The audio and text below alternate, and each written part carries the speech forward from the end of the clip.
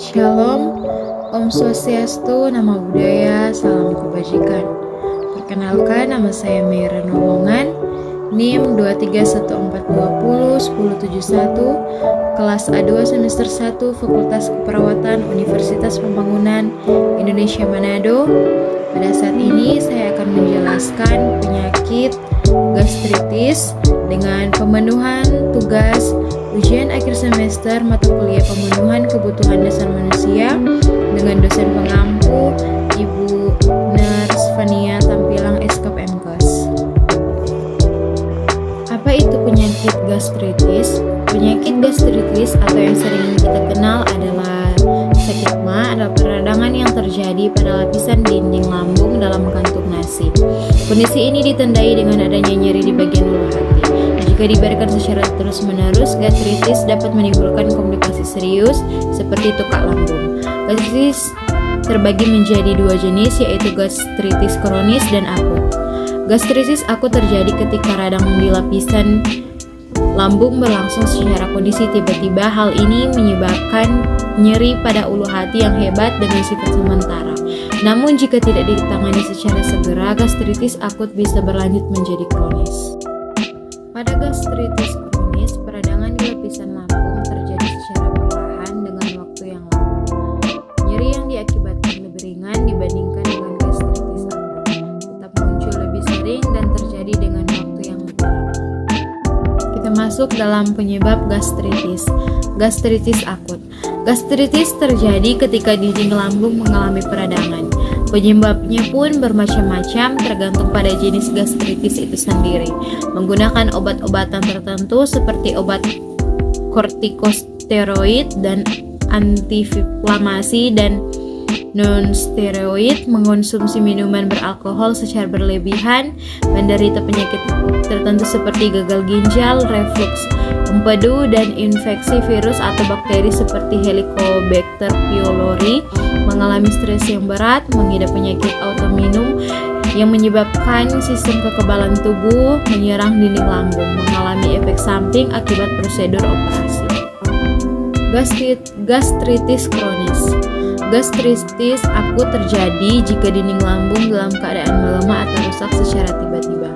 Beberapa penyebab gastritis kronis meliputi daya tahan tubuh yang lemah, penggunaan obat-obatan seperti aspirin dan ibuprofen, mempunyai penyakit tertentu seperti gagal ginjal atau diabetes, mengalami stres yang berat yang terjadi terus-menerus sehingga dapat mempengaruhi sistem kekebalan tubuh.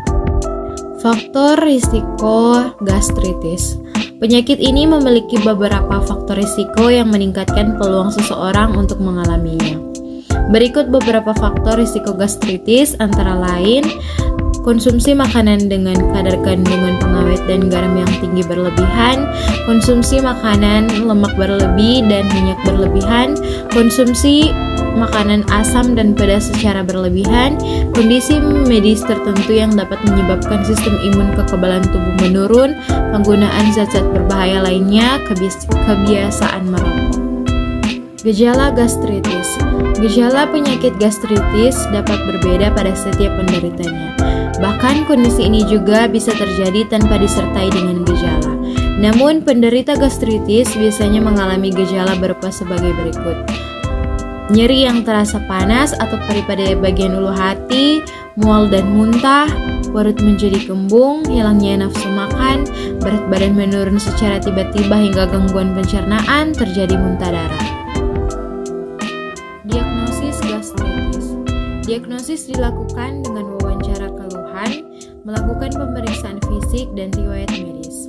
Selain itu, tes napas, darah hingga tinja untuk mendeteksi bakteri H. pylori. Jika dibutuhkan, dokter akan melakukan beberapa pemeriksaan tambahan seperti yang pertama, rangkaian tes uber gastrointestinal. Pemeriksaan ini melibatkan pengambilan sinar X dari saluran pencernaan. Yang kedua, endoskopi saluran pencernaan bagian atas untuk memeriksa adanya peradangan di kerongkongan, duodenum, dan lambung. Dokter juga akan mengambil sampel kecil atau biopsi dari lapisan perut. Pencegahan gastritis. Gastritis ini dapat dicegah dengan menjaga pola makan dan gaya hidup yang sehat. Beberapa upaya pencegahan dapat melakukan sebagai berikut. Yang pertama, dengan mencuci tangan dengan sabun dan air mengalir sebelum makan dan memasak untuk mencegah penularan infeksi bakteri pylori. Yang kedua, menghindari makanan asam, pedas, berlemak, dan minyak berlebih. Ketiga, mengurangi konsumsi minuman berkafein atau beralkohol. Keempat, mengolah dan mengendalikan stres dengan baik.